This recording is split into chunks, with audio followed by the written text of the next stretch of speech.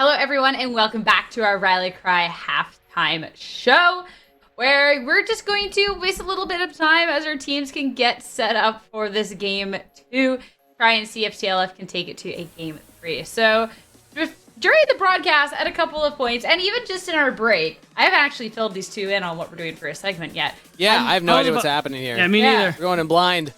So a reoccurring theme on that broadcast is rating hot takes, right? Okay.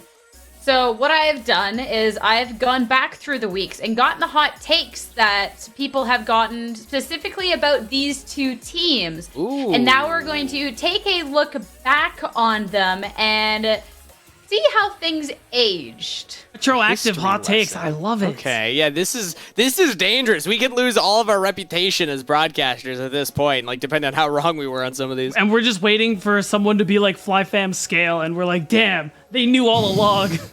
So I did stick to just hot takes about these two teams. Oh, that's right, that's right. So I only can really bury one of you in this, all right? So Oh, who? Wait, what? it's a pretty good one. I'm so scared. I'm actually so scared right now. These were fun to go back on. A couple of them are a little bit more recent, but we'll leave that to the later half. But our first hot take that we're going to go back and revisit. This one was from Rafa. 30 will have the most solo kills by the end of the regular season. Ooh, no, Rafa, you are so wrong. Yeah, he's like, I don't even think he's top 5. Let me check. I don't think he's top 5 either. I think he was actually kind of towards the bottom in top laners. It was very contested. MNS still ended the season first. Let me see how quickly I can actually pull this up. He's not even here anymore, but then Hoon and Lunacia were tied for second place. 2 kills behind MNS. I can actually confirm here. Unless, Sarah, do you have the stat ready? I'm not. I'm glad that you did, honestly. All right. Here it is. So, MNS, Hoon, Lunacia, Bradley, Jenkins, Fake God, Moose Hater, Sniper, Hunter, Faisal, Gomsu, Phillips, ADD, Dox, Insanity, Surdy. Surdy only got 10 solo kills. Wait, how far down is he? That's still top 20, I believe. There's a big bump at 10 kills. So he's tied with Doxa, Insanity, and XU. Wow.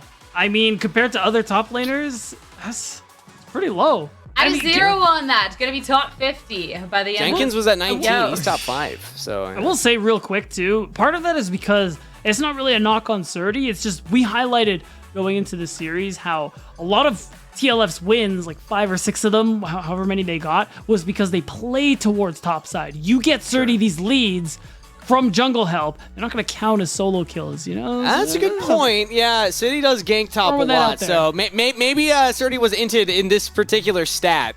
Yes. And maybe he needs to start telling City, like, hey, just let me get this kill on my own. Hold on. Let me give me a sec. Give me a sec. I can get him. I think I'm going to get him. Competition here. Can't let Jenkins finish higher. All right. Yeah, exactly. Our next hot take. We'll see if this one's fared any better. I forget which order I submitted these in. Oh yeah, here this one. I was talking about one of y'all getting. I was talking about one of y'all getting buried. It was a beatdown on this one. What? That was week 1. Beatdown. Okay, it was week 1. Beatdown, get back here. Get back here and answer for your crimes. You can't run away. You can't hide. Just put me up for execution. I'm done, man. Just come on. Just take me away, Glenn. No. Bad beatdown. Bad beatdown. I hate it. I hate it so much. That was a hot take right there. When in the season did you make this? Was this literally like it was week 1 or 2? Okay. Yeah. Then I guess it makes a little more sense then. I forgot about that one. I was going back through DMs and I saw this and I was like, all right, no. Yeah, I should have known that. We talked about a bit like this too, Sierra. I should have known. Just like retroactively delete that take from our There was a world. There's the Discord data. You know, you can find it still. Just you can scrub it. Oh, you can't delete the VOD where you defend it like. Yeah, but you wouldn't have looked through that. Don't cap. Don't give me that. I'm gonna go back and find this. Actually, I'm gonna go find the clip. Wait, I never said it though. It was a DM. Remember? Okay. So we just got to read it out and make fun of you for it. All right. Our next one. This one's about provisional teams as a whole, as opposed to just a particular team. This one coming from Mazel about provisional teams will end on a positive win record regular season. Which, I mean, there's definitely some provisional teams that have been soaring, but No. If we remove CLG Faith and Fly Fam, then yes. Okay, sure. If we remove, we might need to remove TLF also, depending on the weight here. Let's check. Oh yeah, because AOE Fear 19 and AOE 11. also had a negative record. Fear 19 and 11, so that's positive 8. Wildcard 18 and 12, that's positive 14. AOE negative 2, positive 12. TLF negative 18. Yep, so we just got to drop the LCS affiliated provisional teams, and then, yeah, we're right there. We're right there. You didn't even count. These are all early the season two. predictions, though, so obviously, like, we can look back retroactively and, you know, say, yeah, these were a little off the mark, but at the time, we still had a lot of faith in some of these provisional teams, especially with how they were losing games. FlyFam in particular, I remember there was like 5 games early season that they were in winning positions. We thought they were going to win, and then that's where the FlyFam moment, meme comes from, is that there's just one moment late game where it kind of falls apart. So I think a lot of these might be based around those early season expectations. it was. And there was a take, which was not included in this because it wasn't quite as relevant since it was kind of week one dependent, that I believe was from Cubby that was in that FlyFam should have realistically a lot more wins than they had. Yeah, I do There remember definitely that. was a lot It was of up to really 8 close wins games. that they should have had. Yeah, and that's Should what that's have. why we called it the Fly Fam moment because 13 and 17 if they got those 8 wins where they were in like game-ending positions and then couldn't clutch it out. imagine. Though, even though when we were talking about all this stuff week one too, I mean, there definitely has been a couple of provisional teams that have done their weight in gold, and knowing that there is going to be a lot of competition going into our league, I mean, not everyone can be first place. We always have to have someone who's at the bottom of the scoreboard. So as long as we see people leveling up and developing, that's all that really matters at the end of the day. And this might sound like a meme, but I swear it's not. Winning a game is one of the hardest things for a young team to do. Because you can get into a winning position, but closing out, actually getting that nexus down, that is hard. Like, it's much easier to get a gold lead than it is to close out the game. I know that's got to be like, wow, silver analysis right there, but it's true. No, and it's you talk true. to coaches and other pro players, and that's one of the hardest things to learn is like, okay, so your mechanics can get you to a point, but the decision making after that, the setup after that, that's where that kind of next step comes in for the development of players. Yeah, you go to the highest levels of play, and there are still going to be teams. I mean, as a coach, I can do this, just put me in there. Yeah, definitely. Coach Gus, bring back Coach Gus. Yeah, we'll bring back Especially Coach. too when he is making predictions and takes like this next one. All right, this one was a little Is this bit one more recent. But Kangas with the brilliant analysis of CLG will win more games in playoffs than C9. No. Because It's of happening. the whole, because of the lower Wait, bracket run, they gosh. theoretically they need to play more games. So They realistically, doubled the series. They need to play to make finals. Yeah. So this was the correct move for CLG. They wanted to throw, and they got the max win last series. They got 1 win in their loss in the upper bracket. Now they can just win out lower bracket, and they will have more wins than Cloud9. I'm telling you. You're actually Hire like him. a big brain for that. I can't even. Yeah. I you're a can't. cheater in like the analysis. He must you be. can say that either way. Bro has the time stone. Like looked into the future. I swear. Because what? I don't know, man. I can't. What can I say, B-Town? There's got to be at least one big brain on a broadcast. Okay, whatever, man. Like. All Sarah, right. Is there another one? There is this one from you. It's one that we actually talked about, so you kind of stole the spotlight a little bit from that. But the whole CLG God I was thing, right. So fake. I'm right. Nah, it's true. That's just Kind of. Sorry, no, it's Kind true. of. No, because okay, let me Okay, let me elaborate. Defend. Okay, not even defend. Elaborate. I'm right. Okay. So the thing that I'm talking about is that when people are talking about scrims, the team's doing great in scrims, they are not referring to different things they try, how it looks like they're improving, or anything along those lines. People talk about win rate. And that is really what I mean when I say the whole scrims are fake, because it's scrim win rates that teams, players, fans obsess with, and they're not valuable. They're not conducive to how good a team actually is, because scrims, the whole purpose of scrims is to learn, improve, and try things. That's all it's for. Nothing else. Winning scrims is cool. But There that's have it. been players, though, that say the reason CLG are so good in scrims and they like scrim them is because their team learns the most playing against teams like Cloud9, CLG, and Fear. But what APA says, he feels they're learning more. So even it does, if they perform well, it does better for other teams who play against them. It's not good for CLG Challengers to CLG, you should have thrown some more scrims. Come on. Maybe. You made everybody else too good. Yeah. Stop if CLGC end up being eliminated at some point, and I'll put it back on that. They still have another game, at least one, maybe two, though. If they can take out TLF at this point, though, they'll be safely moving on through the lower bracket. Let's head off to the draft and see if they can do just that. Thank you, Sierra. Fun walk down memory lane there. Beat down. Fun for some of us, you know. I don't know about you, but yeah, I only had one take on there, and I still feel pretty good about mine. Although it could go poorly because there's still two more games. TL first have a chance to come back in this one. We can't count them out too soon. But CLG Challengers, based on game number 1. This is why we've been hyped about this team. They were favorites coming into this, and we were so surprised when they dropped down in round 1 in the playoffs. Even though I kind of memed the prediction a little bit, it wasn't expected that would happen. So let's see if TL Honda first have more gas in the tank to take this win. We have the same side selection. CLG Challengers still on blue side, TLF still on the red.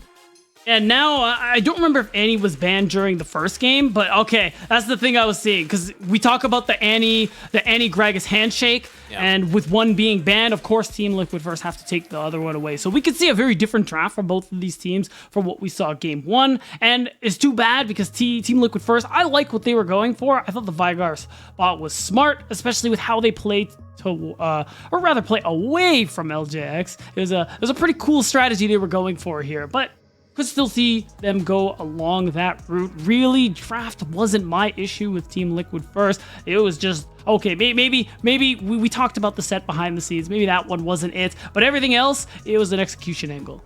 Yeah, TLF, I struggle to say they got impatient by forcing plays elsewhere because you have a Rumble, you have a Set, you have a Jace. Those 3 champions can make things happen early game. They just fell too far behind too quickly.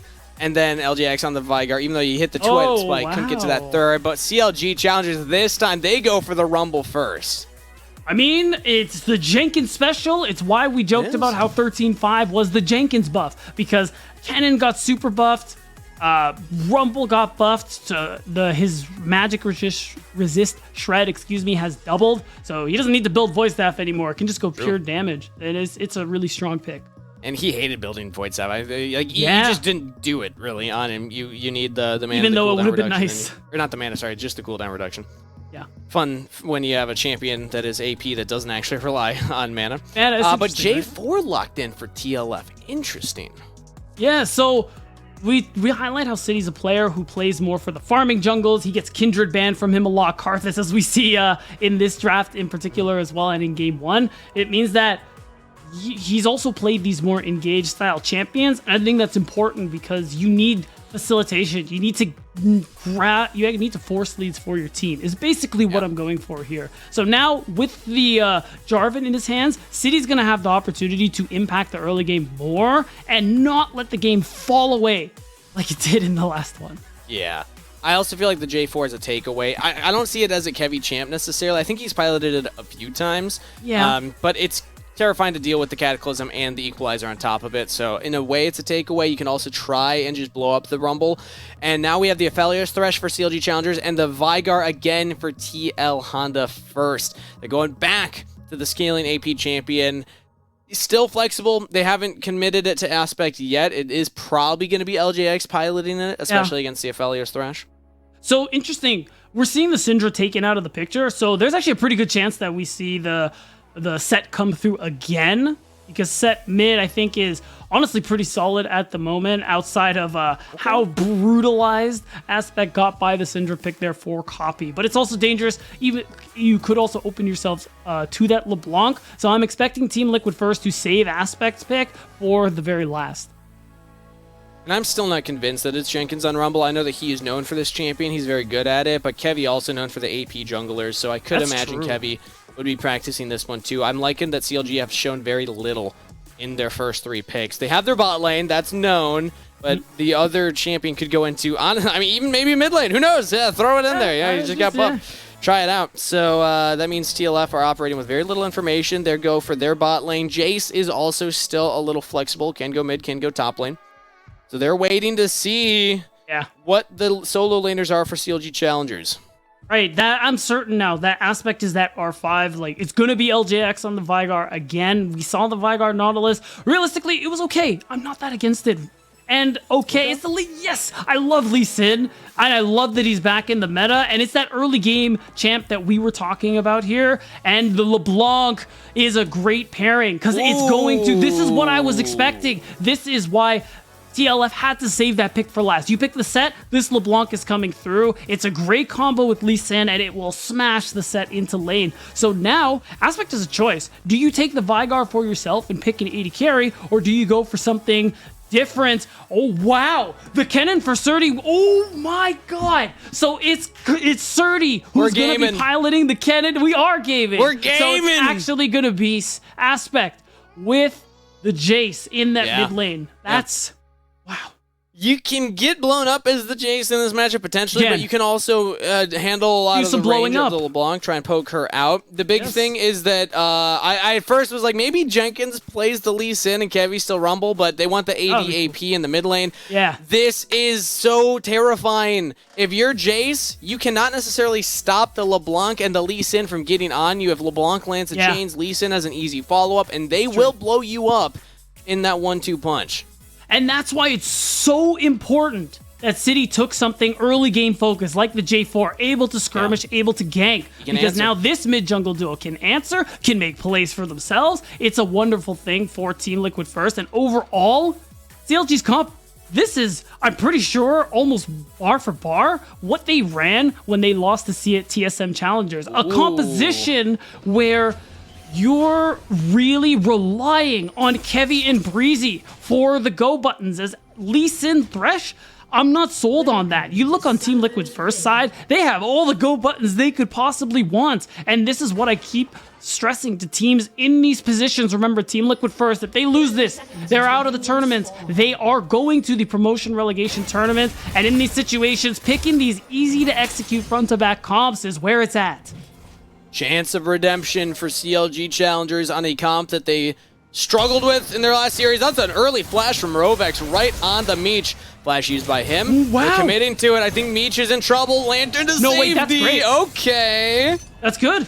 Breezy is forced to start the Lantern level 1, that Dark Passage. Means that the level 1 from this Felios Thresh is not going to be very good. We have a very laid back from Meech. He's actually going to lose out on some golden XP, but he has no choice. This is a great start for Team Liquid First. City has a very easy path towards this bottom side of the map so that he can gank this flashless Aphelios. Love that from Rovex. You have the Hex Flash on Nautilus, so you're not heavily punished for being flashed down yourself. And you can absolutely abuse an Aphelios who doesn't have Flash. Will be down in XP, down in levels, and now can be repeat ganked. City can suddenly also look bot side here, not just mid, as to where he wants to put his early attention, as Meech is only just now getting to lane.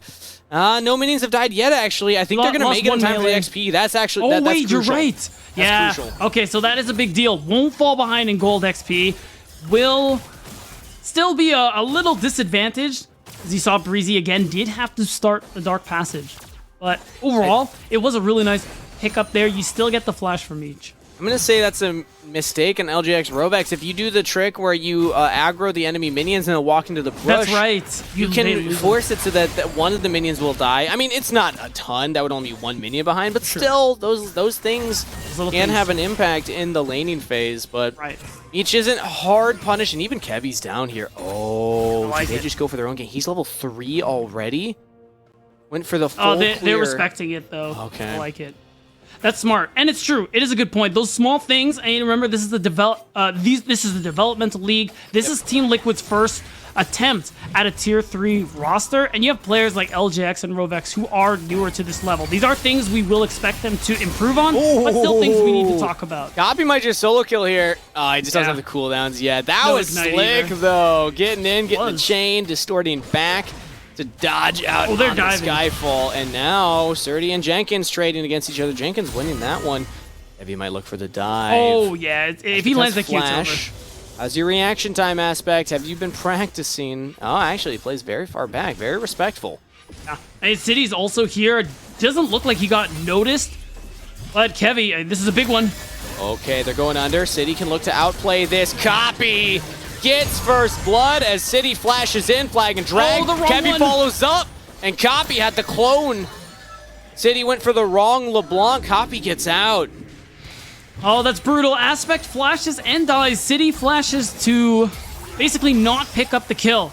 So it is a really nice play from the mid jungle of Copy Kevy, especially Copy, who was hard winning these early levels. Like we were alluding to, Aspect needing to play very respectful, and LeBlanc being that kind of champion where you are very strong when you get a lead, especially with a jungle pairing like Lee Sin.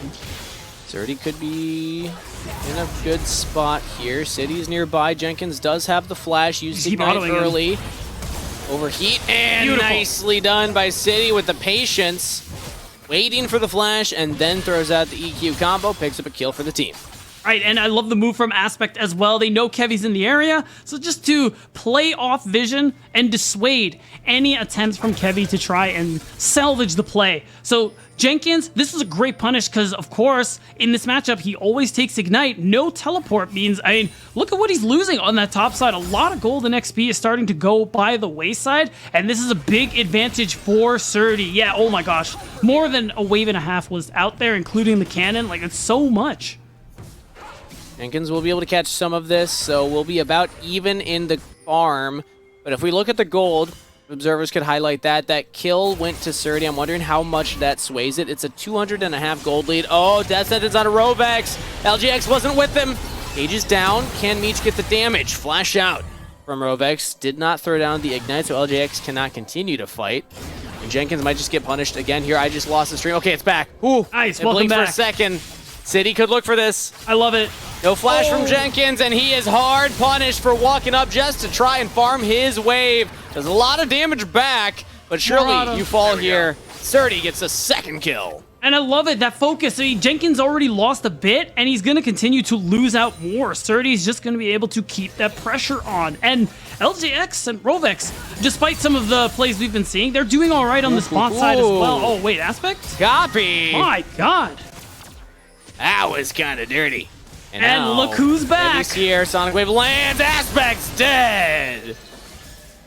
Man, he's just getting brutalized in this mid lane, not just from Copy, but Kevy as well. City's here to help collect the wave, but it's just more gold for this Lee Sin LeBlanc, who even if CLGC aren't necessarily smashing this game, these are two champions who are going to be able to have a lot of impact. Remember, in this draft, it is Kevy who I was talking about, making the big plays with that Dragon's Rage. The same with Breezy.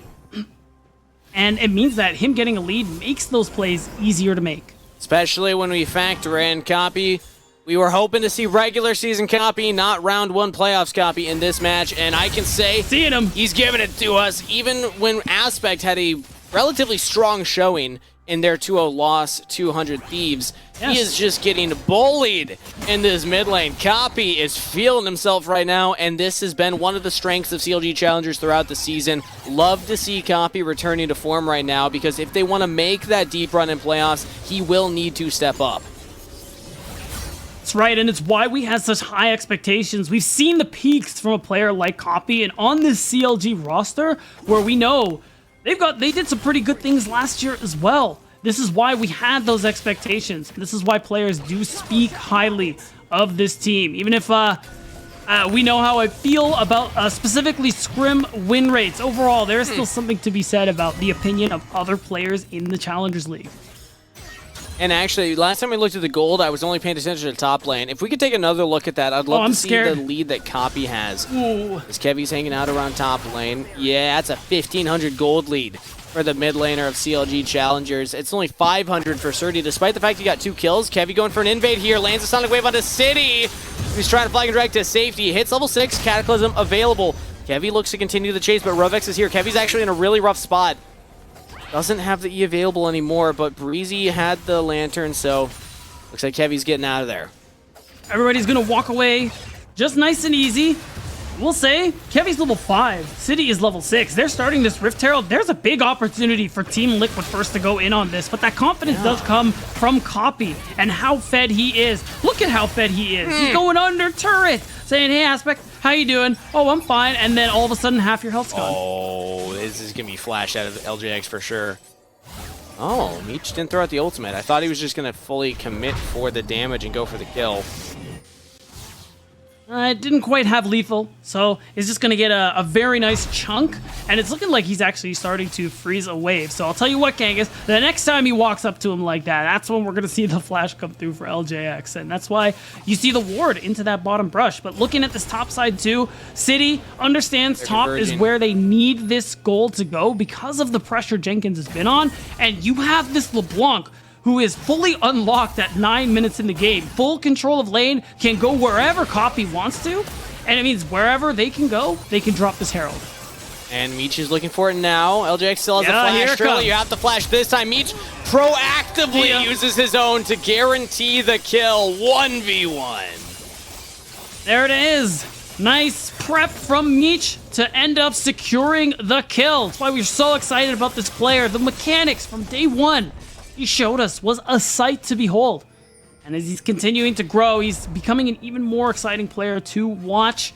And this is exciting too. Will he finish the Robex? recall? No. They had the ward, so they know that he walked over there and he just blind flashes. Oh, Meech surely dies now. Doesn't have the flash available. Will try and trade kills onto Robex, but City has the damage. Nicely punished by TLF. Going for Meech while he thought he had a safe back in the alcove, but Copy might just 1v1 Aspect here. Yeah, this LeBlanc is a problem, that's right. Heavy and Breezy now in another 2v2. LJX has rejoined the fight. Made it back down, but they cannot trade kills any further. CLG, get out. No, you just got to be happy you take Meech and get some breathing room. I will say, before that kill came through on Aspect and he bought the Dirk, all he had was the Null Magic Mantle and the Tier. And Copy has the Mythic. Dude, Copy can just brutally destroy Aspect in that mid lane. At this point, whenever that the Mimic is up, Copy's going to be looking for the all-in, looking to see if he can chunk Aspect down and keep the snowball going. And okay, we're going to see watch the this replay. again. Oh no. And this was that prep I was telling you from earlier, that extra damage he did. Really smart to flash early so he gets the extra auto that guarantees the kill. Some good stuff. If you wait for LJX to flash, then you have to flash, auto, then ult. If you flash, you auto, he flashes, then you just ult wherever he flashed to. But nice read here from Rovex. They had a ward in that brush. We don't see it here in the replay, but he knew that he walks down and did not continue walking. So Meech should be backing in the alcove, and Rovex is confident enough to flash over the wall just to make sure, okay, I don't want to let him sneak away with the back in time. Let's just guarantee the kill, give it to City. Now, as the Herald is about to expire, CLG are going to go ahead and drop that one into the mid lane. Why not? Why not more gold onto Copy? Oh, wait. Nicely predicted from City, throwing out the EQ where Copy was going back to. Yeah, fancy. And Copy did not go down, though, so is probably fine. The Herald didn't get the turret, but they have multiple members here. I think TLF can prevent this from going down, but a death sentence might work. Rovex gets chunked a little bit more. We have a dragon setup. Yeah, and it's a dragon setup that absolutely should not be contested. Team Liquid first. I'm watching you, LJX. Okay, good. He's walking towards the bottom side. And that's just the story of it. You have this mid laner fed out of his mind here in Copy. 2-0, Mythic done. Building that next item coming through means that you have perma mid push and you have control over the entire map. Copy is about to take this tier 1 turret, and it's going to be first brick onto an already fed LeBlanc. Flash death sentence, even though it's buffered by the dredge line, does not save Rovex. And now Kevy's going to look for the dive onto LJX. Dragon's Rage into the wall. Easy follow-up. And that's both bot laners down for TLF. And wow, it's been even cleaner somehow from CLG Challengers going into the second game. You can see it. The fact that Copy really is showing us that return to form. The fact that Kevy on this Lee Sin has been all over the map. And even with Jenkins on that top side, receiving a lot of pressure, getting Surdy to 2-0. I mean, Jenkins been keeping up in farm. He's now the same level. He's caught up. The only real difference between them is going to be gold because of the kills Surdy has. But his job is basically to just roll out the red carpet for Team Liquid first in team fights. So he's chilling. I like this. Surdy. Oh, he doesn't know if he wants to commit to mid or not. Copy was sticking around for the turret. I think Surdy had a little window there to stick around, was reading the greed from Copy, but Copy is not punished for it. But yeah, you mentioned the CS top lane, impressive. Let's take another look here at the replay. Right, and I love the flash from Breezy. Soon as the Moonlight Vigil comes through, the flash death sentence means it doesn't matter if you buffer with the dredge line, you're gonna go down. And as soon as you lose your support, I mean, this is all cool, but this is, okay, wait, this is beautiful. Oh my God. Bop, and goodbye. 4 bops. Four bops. And maybe an auto or 2 from me. I mean, they crushed LJX's dreams with that one. But, you know, you're a Vigar.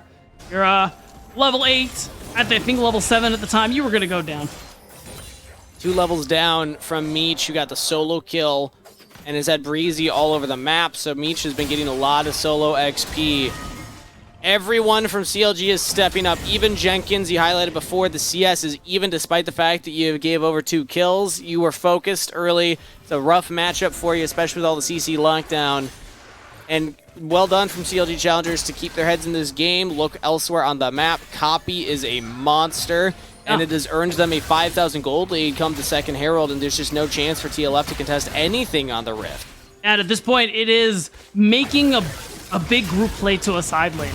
That's all you have for you when you're in these positions. That Team Liquid first are in, and we'll say playing towards Surdy in the side can work because you do have this Kennen who is ahead of his lane matchup, is about to reach level 11, and that Slicing Maelstrom can set up some pretty incredible plays. Oh, death sentence from Breezy. TLF were setting up to maybe punish Copy.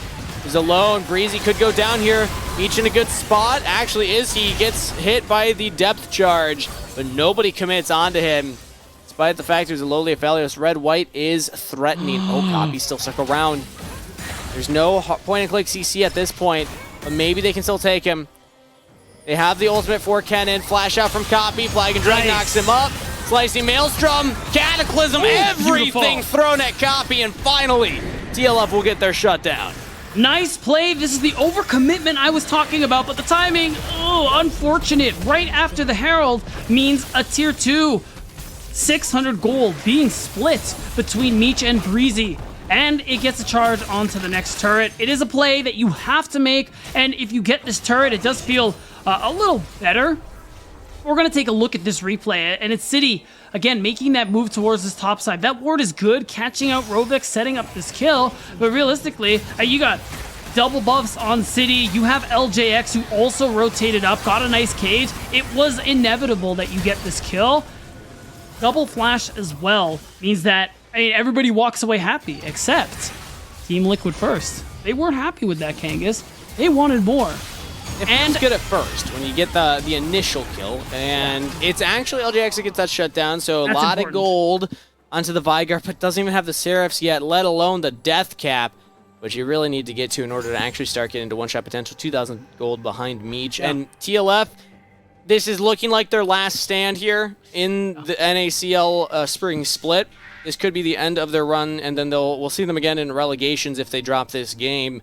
So I think it's a good time to kind of go back on the reasons why you might have had the take of they could finish top 5. There's a lot of reasons, a lot of players on this team that we were excited for. And even though the season didn't work out the way that they would have wanted, as Copy's looking for another kill here, I still think that there's reasons to be excited about this team going forward. There's a lot of pieces that are still developing, are still looking promising. Right, remember again, this is Team Liquid's... Oh, Kevy! Oh, Kevy! Goes deep to get onto Surdy and actually punished a little bit for that, but Equalizer down onto Rovex and LJX means that they will both probably fall City from the flank. Trades one back again, but a double kill to Meech. He is untouched right now as he will chase down City. Copy should clean this one up, and he does.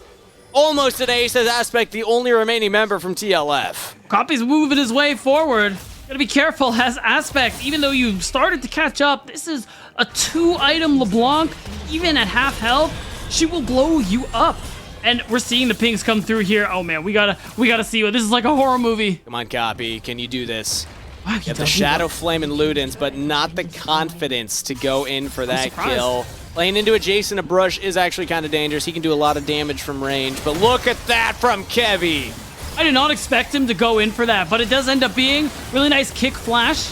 Even though he pays for it, you get a kill on Meech, and you set up more kills overall. Like you said, the borderline ace, and when you have gold leads like this, you can just push forward and look for fights like this as much as you want. And it's just further proof why Team Liquid first. Yeah, a team we are hoping to see things from, especially if they do lose and get sent to relegation, but a team that is still looking to develop. I mean, we had players on this roster to be excited about. Surdy, of course, City Witty and Rovex. We highlighted on Taco Gaming, had a great run last summer, beating 100 Thieves next in the second qualifier.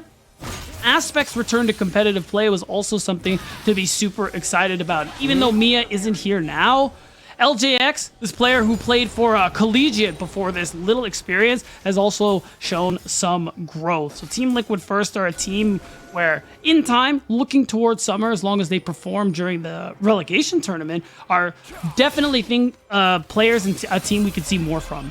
That's one of the interesting things about the way this tournament's kind of played out, the way that the regular season played out. The 3 LCS provisional teams are actually the lowest placing and would be the first to go into the relegation tournament, partly because teams like Fear, teams like Wildcard, teams like AoE were able to get their rosters earlier. These were players that just said, we want to play together and we're going to just build our own teams, as opposed to then these provisional rosters where it really was deeper scouting coming in from a lot of the teams. And props to them for sticking in throughout the whole season. Yeah. We'll see how they do in relegations going forward. Obviously, TLF, they're not fully out yet. They are still playing this game, 8,000 behind, but maybe they can get the Vigor to a final state. So I don't want to start saying it's completely over, but it's looking over, and it's looking like CLG Challengers are going to continue their bracket run, as they were one of the favorites to make that finals. We were like, okay, Cloud9 Challengers are almost a shoo-in. Who's going to challenge them? Who's going to be the one going up against them? Maybe Dignitas,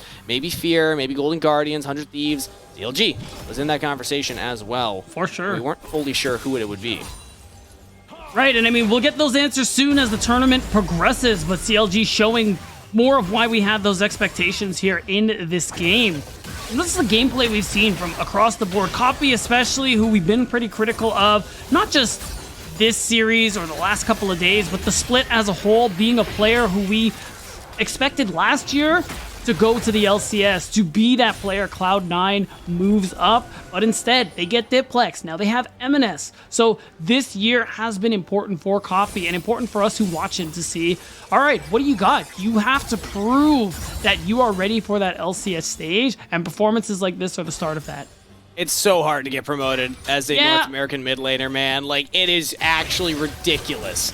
The lengths you have to go to get a shot, the amount of talent that you have to even be considered. And Copy's in that conversation as one of the next in line for the North American mid laners. If anybody already has their in-support slots taken up and need a mid laner, look at this guy. Look at what he's doing right now on the Rift. Even if last series was not his best showing, he has had the majority of his games this split look more like this, where he is punishing his opponent for every mistake and looking quite solid doing it. CLG right now, 21 minutes, 40 seconds, will start the Baron, force TLF to answer into them, as Jenkins is going to start the one going on to Surdy to guarantee that Surdy can't teleport into the play. That's a big engage coming in from City. Is that enough to turn the play? Aspect over the wall cannot kill Kevy. Copy, untouched, Meech, untouched, flash! Death sentence from Breezy! Will lock down LJX, and CLG Challengers can just win the fight off of that, although Copy goes pretty deep. Rovex and Aspect, they do it! They got Copy! So that is something. It's unfortunate Rovex gets the kill, but you're getting something. You got low health bars as well. This Jace poke could be that difference maker. They have to try and stop it. That's right, the all-in is there. Meech is full health. Oh, they don't have the death sentence anymore. CLG Challengers need to back off. Yeah, I mean, Meech is full health, but it's just not worth it to take the chance.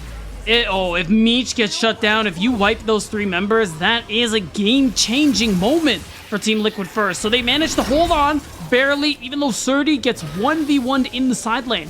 But this is that breathing room that Team Liquid First are hoping for. They're going to be able to clear out Vision. This Baron won't start without their knowledge, but we're going to take a look at this replay here. Again, gets the solo kill, yeah. Oh yeah, he got him good. Flashed in on and everything. Surdy clearly thought he might have had a chance there. And we see what happened topside as well. Realistically, it's just Copy who gets punished here for going in too deep. You still get the kills you're hoping for. You still advance your gold lead. It's just Copy going in too deep is what made this Baron take harder. Because now, Aspect and Rovex no longer pushed away from the Baron. In fact, they're kind of bolstered by the kill they got and were able to get them off it.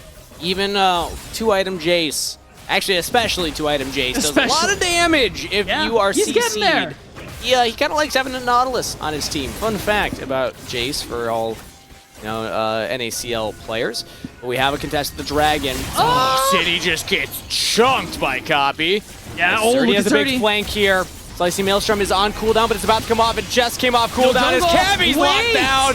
Jungler down for CLG Challengers. Watch Maybe Copy and Meech can do this still. Copy's over the wall. Rovex will fall. Copy does a lot of damage to Surdy.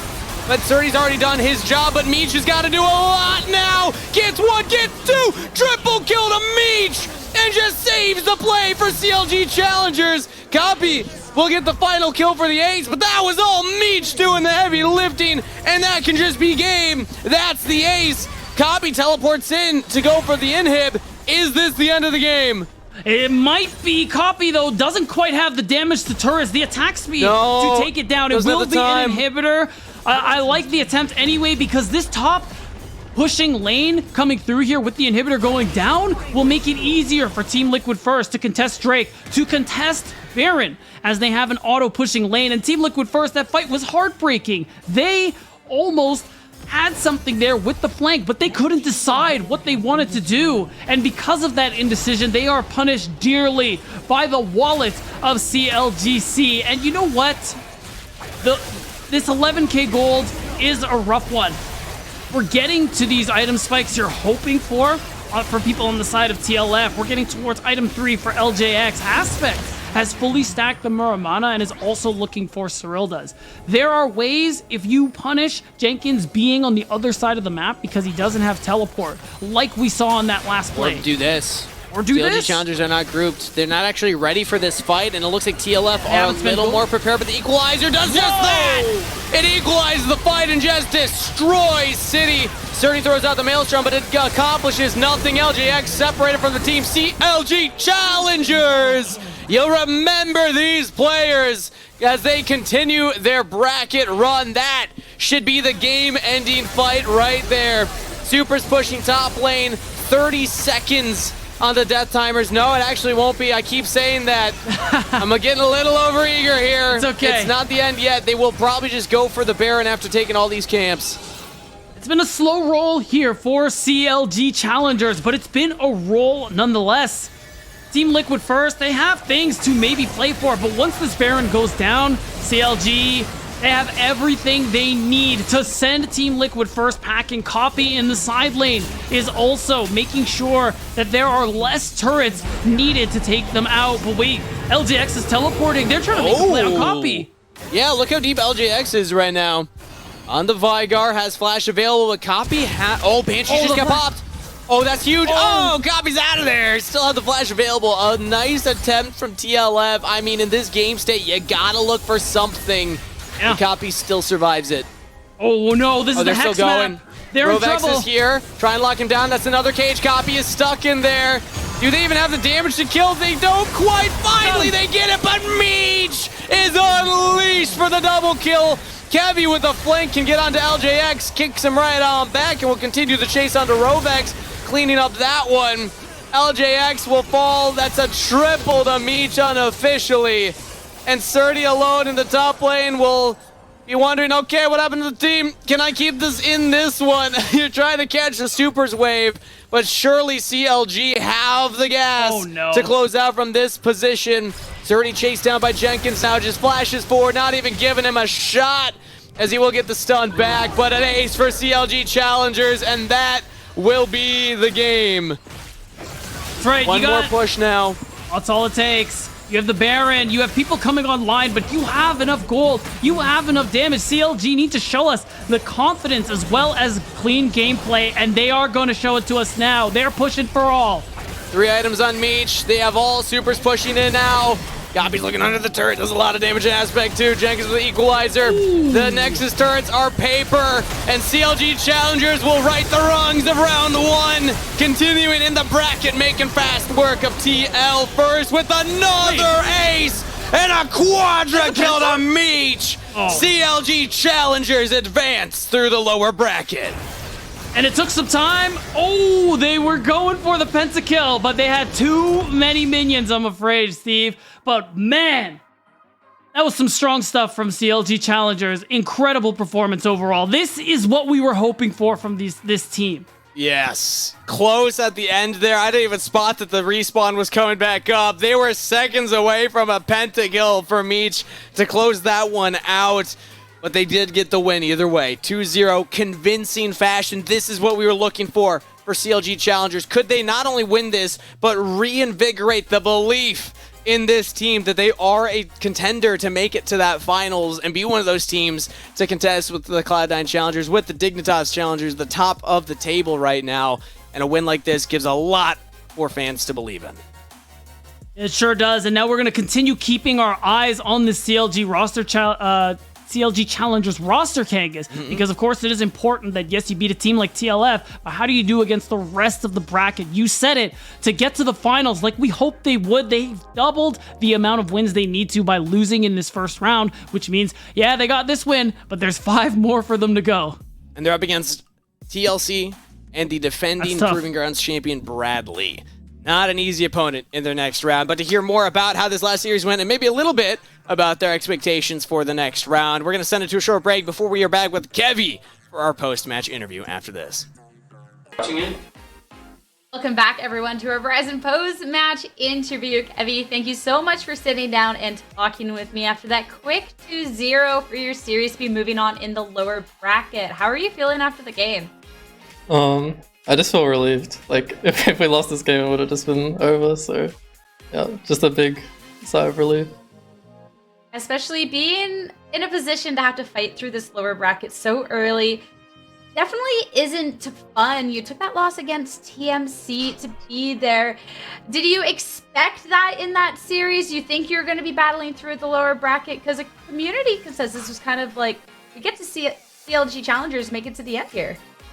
Yeah, I mean, I don't think anyone expected us to lose our first series against TSM. Apparently Kangas did, but apart from that, yeah, so that was like pretty rough, you know, everyone was like pretty sad after that, but we're not out just yet, so we'll just take it game by game. Definitely not out, but a tough opponent up next. You took down Team Liquid's provisional team, and you go up against their Challenger squad next. No, you're taking it game by game, but with that on the horizon, how are you feeling about things?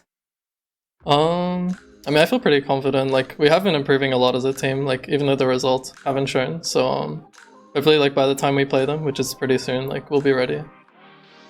And then you mentioned the fact that you're just relieved after this match, because there is that possibility from elimination from here on out. How do you then deal with that pressure going into each match when you're preparing and stuff, knowing that that could be the one that ends that playoffs run? Yeah, I mean, it's literally like fight to the death every game, so our coaches do a really good job of just like reminding us to like focus on the fundamentals, you know, not so much like the team we're versing, because on any given day, like any team, you know, can play a mechanical situation better or whatever, but like if we just keep good fundamentals, like play off our waves and stuff, we'll probably not lose a game. Then if you're not losing any game, what is it then that any other squad that drops down into this lower bracket then has to face you, has to be worried about? Because I know we've heard about the CLG Scrim God. We've gotten to see some fantastic games from the split. What do you think is the strength of the team for CLG? Top, jungle, mid, AD, sub, probably. Everyone. So all of it. Yeah, no weakness. All the good stuff. Yeah. Hey, I like that. There's not going to be anything anyone else can push through. Before I let you go, though, be able to relax a bit with the team. Any final words from you, Gabby? I mean, as I said, like, we lost to TSM, which wasn't expected, but I still think we're a top team, you know? We're still set on like winning the whole thing. So yeah. Definitely excited to see that run going forward. Heavy, thank you so much for chatting. Have a good rest of your night, okay? Thank you. You too. Yeah, as for us, we're going to be wrapping up our evening shortly here as we go back to the desk. Angus, beat down. This is a quick day overall. We eliminated some teams and we're getting out of here. Well, when you put it that way, it's kind of sad. But yeah, Yeah. 2-2-0s. Registered. Shoutouts to Fly Fam and TL First for putting on performances throughout the regular season.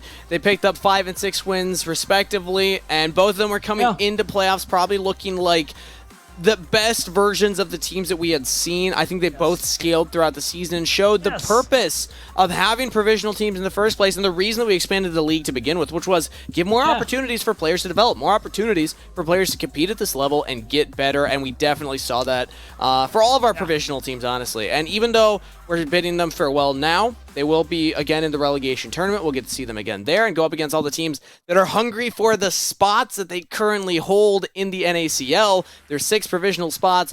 4 of them are going into relegations, and there are 2 spots on the line from there. Realistically, I mean, based on the power level, I'm expecting that some of our teams will still have really good shots in the relegations tournament. So, yeah, I mean, let's see how the qualifier teams do. Especially, too, with them scaling up. Like, that'll be really nice to see going forward, though, pulling up the bracket beatdown. I mean, we just have a lot of really, really strong teams going on. So even if them scaling, it was a tough position to be in. Yeah, it was. And realistically, the scaling is important. On top of everything Kangas said, it is about these players also getting to showcase themselves, get looks. And despite all the roster struggles, they managed to improve, which is something we absolutely should give praise for.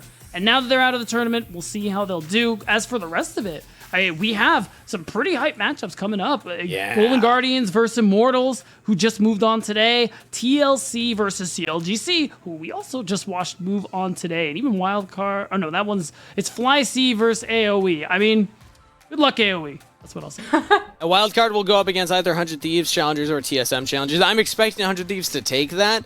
I mean, TSM already played upset once, so they are looking strong. Hotzer is stepping up. Neo's looking fantastic in the bot lane. So there's a shot. You know, maybe it is 100 Thieves still, but either way, Wildcard's going to have a tough opponent. Yeah, that's pretty fair. But that's why Wildcard was actually my dark horse. I think they got a pretty good chance if they face TSM specifically. Okay. All right. I mean, as the competition goes on, it will get harder for all the teams because this is already. I'm surprised with the FlyQuest getting knocked down, but then also like considering the game, like it was such a good. I don't know. There is just so much in store. This is only week 1, so you were saying the other stream only just finished that best of 3 when we finished our second series. So that must have been a very close series. I want to go back and watch that. Insane. Game 3 was 45 minutes between the 2 teams battling it out. Like I only got to get little like glimpses of it while I was watching this one. But yeah, definitely worth watching. And just the Challenger stream in general is worth watching because we had 2 banger series today. Right now, it's 100 Thieves going up against TSM. They just started their game 1. So we're going to send you guys over there. Thank you so much for tuning in. Make sure to be coming back for week 2 and say hi to us in the Challengers chat. And have a good night. See you in chat, everybody.